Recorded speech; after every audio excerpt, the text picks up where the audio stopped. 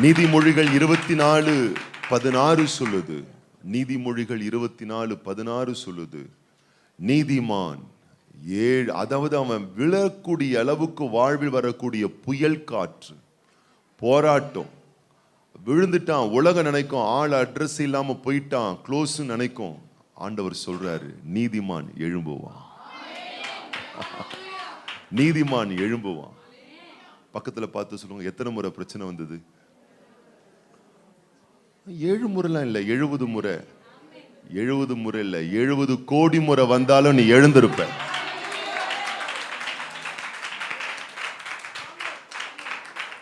அப்ப யார் தான் எழும்பணும்? விழுந்தது யாரு?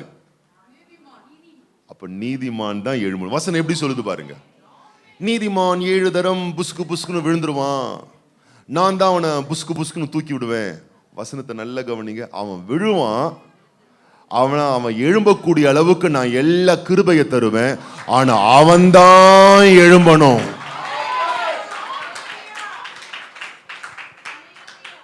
ஆமா, ஒரு வருத்தத்துக்குள்ள போயிட்டேன், ஜபமற்ற நிலைக்கு போயிட்டேன், ஆராதனையற்ற நிலைக்கு போயிட்டேன், ஆண்டவர் விட்டு தூரமா போயிட்டேன், சர்ச்சை விட்டே போயிட்டேன்னா நீதான் திரும்பி வரணும். நீதான் தூசியை தட்டிட்டு எழும்பணும்.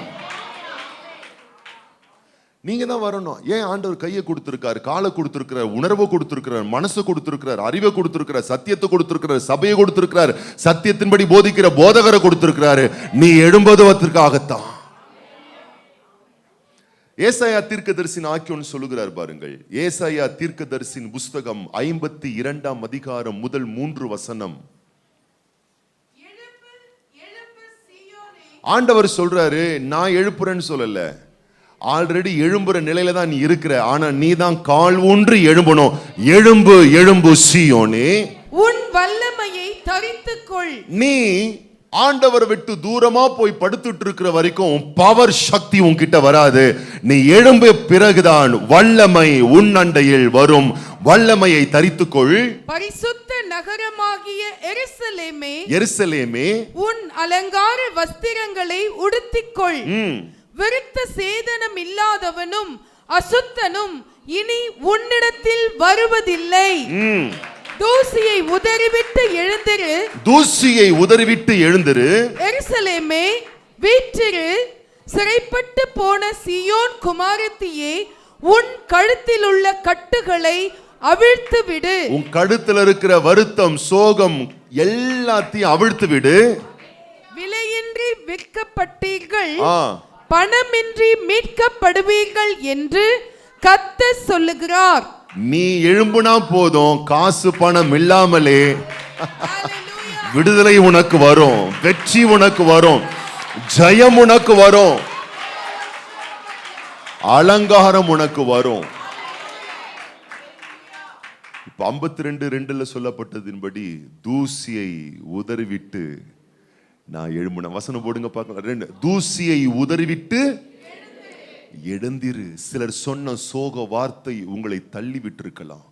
சிலர் பேசிய விமர்சன வார்த்தைகள் உங்களை அடுத்த ஸ்டெப் எடுத்து வைக்க முடியாதபடிக்கு அப்படியே உங்களை படுக்க வச்சிருக்கலாம். சில மருத்துவ அறிக்கைகள் உங்களுக்கு பயமுறுத்தலை ஏற்படுத்தி இருக்கலாம்.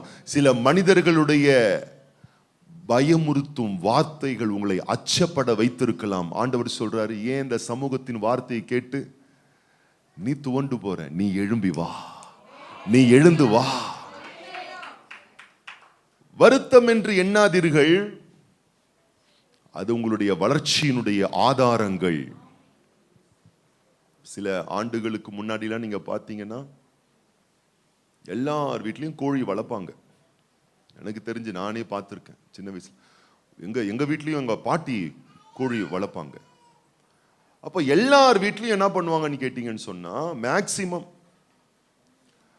அவங்களே கோழி வளர்த்து அது போடுற முட்டைகளை அவையும் காக்க வச்சு குஞ்சு பொரிக்க வச்சு அது ஒரு முக்கியமான ஒரு விஷயமா செய்வாங்க பாருங்க. நிறைய அந்த நாட்கள்லாம் நிறைய பிராய்லர் கோழிலாம் பார்க்க முடியாது, எல்லாம் நாட்டு கோழி தான், எல்லாம் வீட்டு கோழி தான். சில குடும்பங்களை நீங்க கவனிச்சீங்கன்னா உங்களுக்கு தெரியும், இந்த தாய் பறவை, தாய் கோழி முட்டை போட்டு குஞ்சு பொரித்த உடனே சிலது கெட்டு போகும், ஆனா மேக்சிமம் நிறைய குஞ்சுகள் பொரிக்கும். ஒரே நேரத்தில் 6 குஞ்சு, 8 குஞ்சு, 10 குஞ்சு, 15 குஞ்சுன்னு அப்படியே பொரிச்சிருக்கோம் பாருங்க. இந்த தாய் குஞ்சு, இந்த தாய் கோழி போகும்போது கூட்டமா அப்படி குடுன்னு ஓடுங்க. அப்படி இந்த வீட்டார் அதை பார்ப்பாங்க. இந்த வீட்டார் பார்க்கும்போது அது போட்ட அந்த கோழி குஞ்சுகளிலே ஏதாச்சும் 1-2 பார்க்கறதுக்கு கியூட்டா இருக்கும், மூக்கும் முழியுமா இருக்கும், அப்படியே பொசுன்னு அழகா இருக்கும். இந்த வீட்டார் தான் திரும்ப பண்ணுவாங்க, அதை தூக்கி மடி மேல வச்சுப்பாங்க.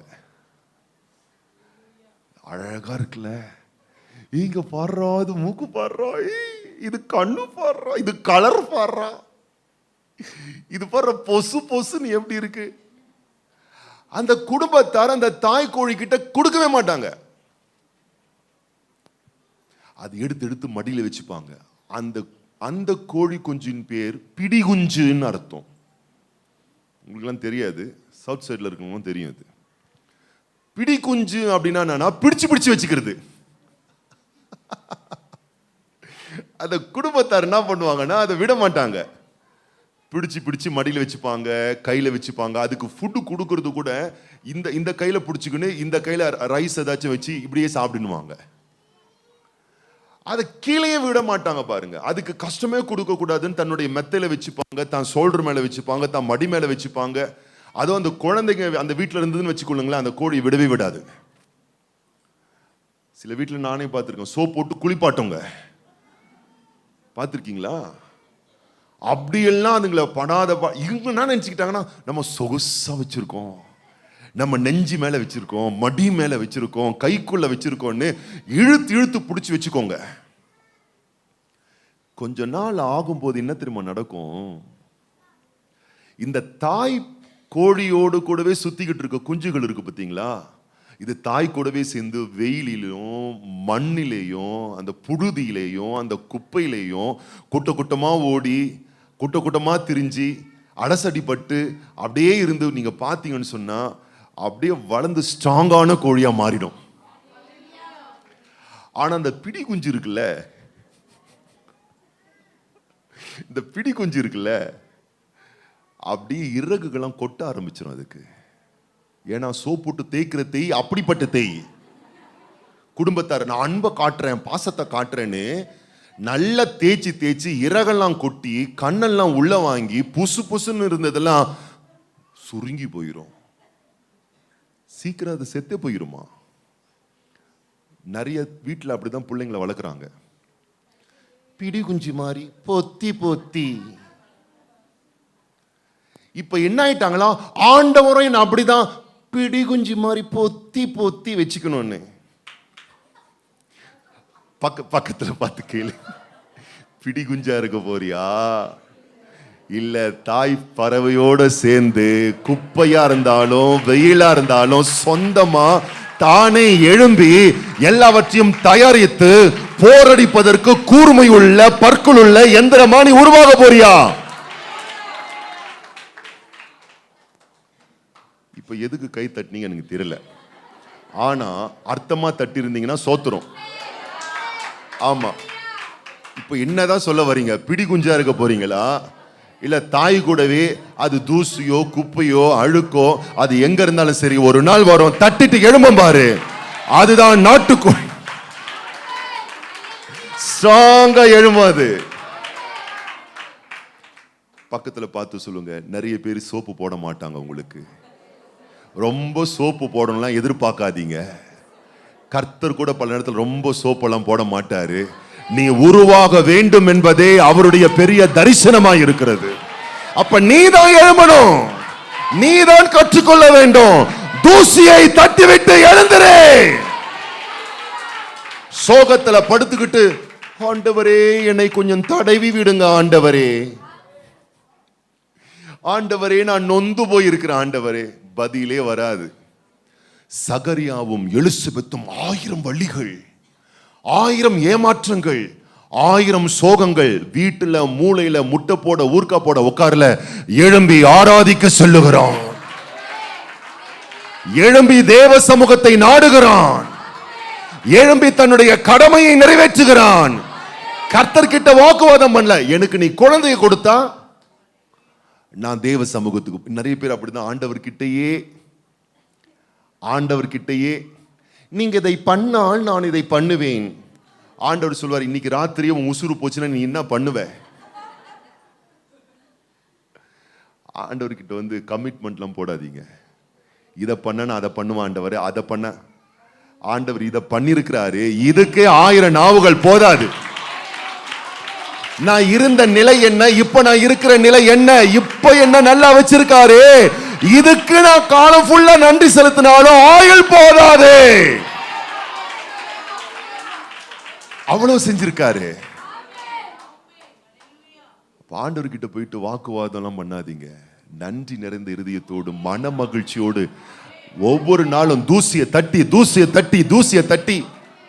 பக்கத்துல சொல்ற தட்டுங்க பார்க்கலாம். பலாருன்னு ஒண்ணு வைங்க, பக்கத்துல இருக்க முதுகுல ஒண்ணு வைங்க, தூசியை தட்டி.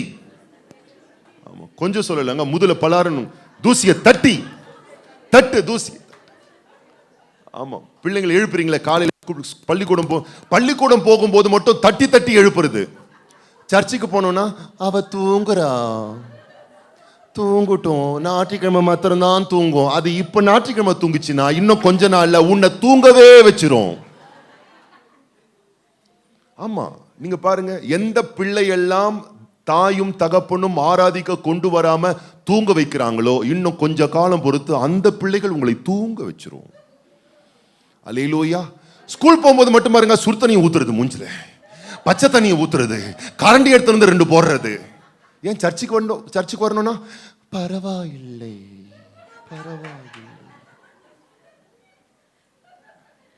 சகரியா எலிசபெத்தின் குடும்பம் ஆசாரிய குடும்பம், ஆராதிக்கிற குடும்பம். தூசியை தட்டி எழும்புறான், சகரியா எழும்புறான், எலிசபெத் எழும்புறான். நடக்கலதான் கிடைக்கலதான் அதுக்காக ஆராதனை விட்டுற முடியாது. அம்மையிலதான் முடியலதான் அதுக்காக ஜபத்தை விட்டுற முடியாது. அப்படிப்பட்டவனுக்கு தேவன் தரிசனமாகிறார். அப்படிப்பட்டவளுக்கு தேவன் தரிசனமாகிறார். நான் சொல்லட்டுமா? கண்ணீரின் மத்தியில் அல்லேலூயா, ஆழியின் விளிம்பிலும் அல்லேலூயா, கண்ணீரின் மத்தியில் அல்லேலூயா, ஆழியின் விளிம்பிலும் என் எதிரி பெருக பெருக என் பந்தி அளவும் பெருகும். நான் துதித்து பாடும் போது சிறைச்சாலை கதவும் திறக்கும். என் எதிரி பெருக பெருக என் பந்தி அளவும் பெருகும். துதித்து பாடும் போது சிறைச்சாலை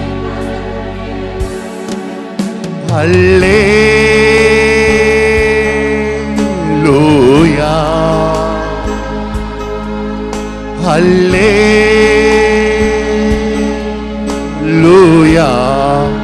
அல்லேலூயா, அல்லேலூயா,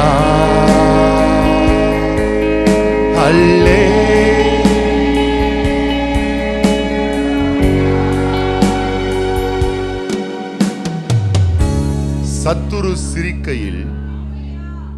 சத்துரு சிரிக்கையில் அல்லேலூயா, ஏளனம் செய்கையில்.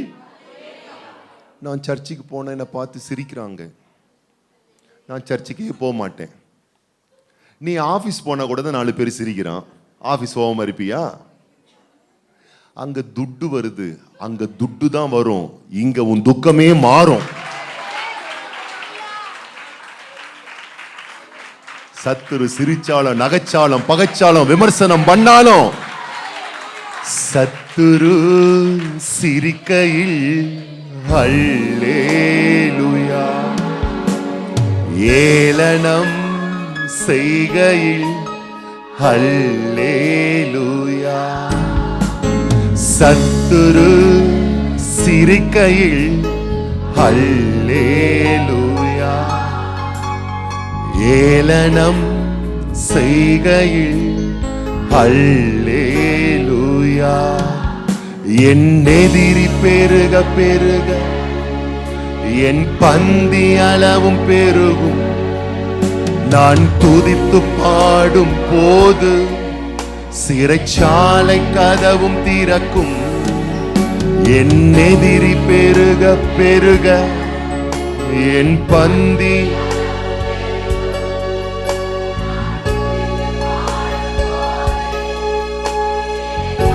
ரெண்டு கைகள் அசைத்து அல்லேலூயா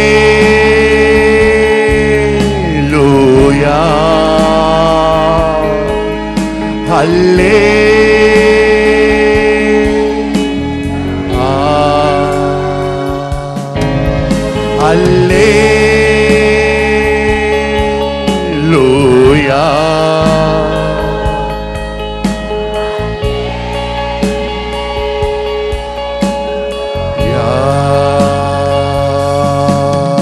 அல்லேலூயா. லூயா.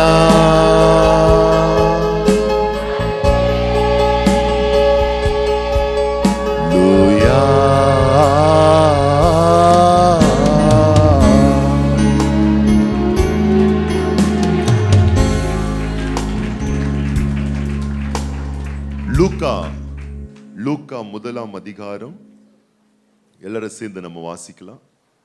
11 சரி 11 வாசிங்க பார்க்கலாம். லூக்கா 1:11 வாசிங்க பார்க்கலாம். அப்பொழுது கர்த்தருடைய தூதன் ஒருவன் தூப பீடத்தின் வலது பக்கத்திலே நின்று அவனுக்கு தரிசனமானான். சகரியா அவனை கண்டு கலங்கி பயமடைந்தான். தேவதூதன் பிரதான ஆசாரியனுக்கு தான் தன்னை வெளிப்படுத்துவான். நான் சொல்லட்டுமா, இன்னாருக்கு தான் தேவன் இன்ன காரியங்களை செய்வார் அப்படின்ற அந்த ஒரு பேட்டர்னே ஆண்டவர் மாற்றி அழுத்தத்திலும் ஆராதிக்கிறவனுடைய வாழ்க்கையிலும் தேவாதி தேவன் அப்படிப்பட்ட பிரமிக்கக்கூடிய காரியங்களை கர்த்தர் செய்வார். ஆனால் அவன் பிரமிக்கிறான். தெய்வம் எனக்கு தரிசனமாவாரா, எனக்கு அவரை காட்டுவாரா? நான் சொல்லட்டுமா, உன் வழியிலும் உன் வேதனையிலும் உன் அழுத்தத்திலும் உன் கண்ணீரிலும் வருகிற ஆராதனை இருக்கே, அது சாதாரணமான வழியிலிருந்து வர ஆராதனை இல்ல, அதுதான் ஆண்டவருக்கு முன்னாடி செலுத்தப்படுகிற பலி. உன் வழி எல்லாம் பலி. அதுக்கு அவர் இறங்கி வருவார், இறங்கி வருவார், இறங்கி வருவார். அப்போ சில பார வேதனையின் மத்தியில் நீங்கள் ஆராதிக்கும் போது என்ன நடக்குதுன்னு கேட்டீங்கன்னா, அந்த வருத்த பாரங்கள் உங்களை செதுக்கி உருவாக்கி உங்களை ஸ்ட்ராங்கா மாத்துது ஒரு பக்கம். ரெண்டாவது இன்னொரு பக்கம், ஒரு பக்கம் உங்களை ஸ்ட்ராங் ஆக்கும். நீங்க பிடிக்குஞ்சியா இருக்க மாட்டீங்க, நீங்க பலமான தேவ பிள்ளையா மாறிடுவீங்க. இன்னொரு பக்கம் நீங்க கேட்டதும் கிடைக்கும். எப்படி பாருங்க, அடுத்த வசனம் எல்லாரும் சேர்ந்து வாசிப்போம். தூதன் அவனை நோக்கி, சகரியாவே பயப்படாதே, உன் வேண்டுதல் கேட்கப்பட்டது. உன் மனைவியாகி எலிசபெத்து உனக்கு ஒரு குமாரனை பெறுவாள். அவனுக்கு யோவான் என்று பெயரிடுவாயாக. உனக்கு சந்தோஷமும் மகிழ்ச்சியும் உண்டாகும். அவன் பிறப்பின் நிமித்தம் அநேகர் சந்தோஷப்படுவார்கள். நான் சொல்றேன், யோவான் சீக்கிரம் பிறப்பான். போவா சீக்கிரம் வருவான். பிறக்க வேண்டிய ஆசீர்வாதம் பிறக்கும், வர வேண்டிய ஆசீர்வாதம் வரும். அழுத்தத்திலும் வருத்தத்திலும் ஆராதிக்கிற தேவ பிள்ளையே, உன் வாழ்வில் வர வேண்டிய ஆசீர்வாதம் தாமதமாகலாம், ஆனா அது தரமா வரும், அது நிறைவா வரும், அது சம்பூர்ணமா வரும், அது நேர்த்தியா வரும். அதனால தான் சொல்றது, வர வேண்டிய ஆசீர்வாதத்தை பெருசா நினைக்காதீங்க, அது பெருசா தான் கிடைக்கும் உங்களுக்கு. கால தாமதம் ஆனாலும் ஆசீர்வாதங்கள் மேல் கண் வைக்காமல் ஆராதிக்கிற தேவன் மேல் கண் வையுங்கள். பொருள் மேல் கண் வைக்காமல் அதை தருகிற தேவனுடைய அருள் மேல் கண் வையுங்கள். ஆண்டவருடைய தயவின் கிருபையின் காருண்யங்களின் மேல் கண் வைத்தால் ஆராதனை வரும். அழுகையிலேயும் வருத்தத்திலேயும். நான் சொல்றேன், யோவான் சீக்கிரம் பிறப்பான். யோவான் வருவான். சில பேருக்கு வரணும், சில பேருக்கு பிறக்கணும், சில பேருக்கு கிடைக்கணும், சில பேருக்கு அமையணும், சில பேருக்கு ஆகணும், சில பேருக்கு முடியணும். கர்த்தர் சொல்லுகிறார், பயப்படாதே, உன் வேண்டுதல் கேட்கப்பட்டது, உன் ஜெபம் கேட்கப்பட்டது, உன் ஆராதனை அங்கீகரிக்கப்பட்டது. தாமதங்கள் என்று தயங்கி நில்லாதே தேவ பிள்ளையே. தரமானதை தேவன் ஆராதிக்கிறவர்களுக்கு நிச்சயமே அருளுகிறார்.